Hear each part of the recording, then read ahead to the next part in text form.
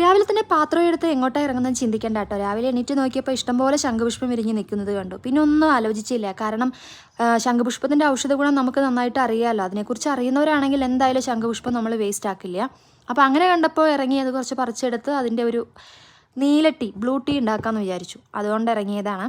ശംഖുപുഷ്പത്തിൻ്റെ മെയിനായിട്ടുള്ള ഉപയോഗം എന്തൊക്കെയാണെന്ന് വെച്ചിട്ടുണ്ടെങ്കിൽ മെയിനായിട്ട് ഓർമ്മശക്തി, അതുപോലെ തന്നെ സ്കിന്നിൻ്റെ ചുളിവുകൾ, അതുപോലെ സ്കിന്നിൻ്റെ കുറേ ഡിസീസസ്, അതുപോലെ BP അങ്ങനെയുള്ള കുറേ കാര്യങ്ങൾക്ക് ഉപയോഗപ്രദമാണ്. അതുകൊണ്ട് തന്നെ ഇതിൻ്റെ മൂല്യങ്ങൾ അറിഞ്ഞ ആരും ശംഖുപുഷ്പം ഒരിക്കലും വേസ്റ്റ് ആക്കില്ല.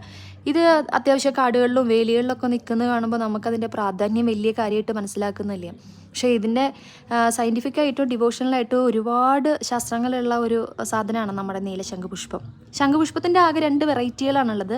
ഒന്ന് നീലശംഖുപുഷ്പം, അതുപോലെ തന്നെ വെള്ള കളറിലുള്ള ശംഖുപുഷ്പം ഉണ്ടാവാറുണ്ട്. അതുപോലെ തന്നെ ശംഖുപുഷ്പത്തിലും കുറേ വെറൈറ്റികളുണ്ട് കേട്ടോ. എല്ലാ ശംഖുപുഷ്പവും ഒറിജിനലാണെന്ന് നമുക്ക് പറയാൻ പറ്റില്ല. അത്യാവശ്യം അതൊക്കെ നല്ല ശ്രദ്ധിച്ച് തന്നെ വേണം നമ്മൾ പറിച്ചെടുക്കാൻ. പറിച്ചെടുത്ത ശംഖുപുഷ്പം അങ്ങനെ കൊണ്ടുപോയി നമ്മൾ യൂസ് ചെയ്യാതെ അത് നല്ലപോലെ ഒന്ന് വാഷ് ചെയ്തെടുത്തിട്ട് നല്ലപോലെ കഴുകിയെടുക്കുക.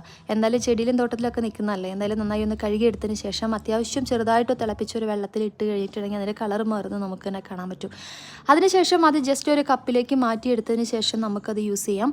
അങ്ങനെ വെറും വയറ്റിൽ കുടിക്കുകയോ അതുപോലെ തന്നെ ഇതുകൊണ്ട് ഫേസ് വാഷ് ചെയ്യുക, അങ്ങനെയുള്ള കാര്യങ്ങളൊക്കെ ചെയ്യുകയാണെങ്കിൽ സ്കിന്നിന് നല്ല തിളക്കം കിട്ടാൻ നല്ല സാധ്യതയുണ്ട് കേട്ടോ. അപ്പോൾ എന്തായാലും ഇന്ന് ഇത്രയൊക്കെ തന്നെ ഉള്ളൂ. Take care, by.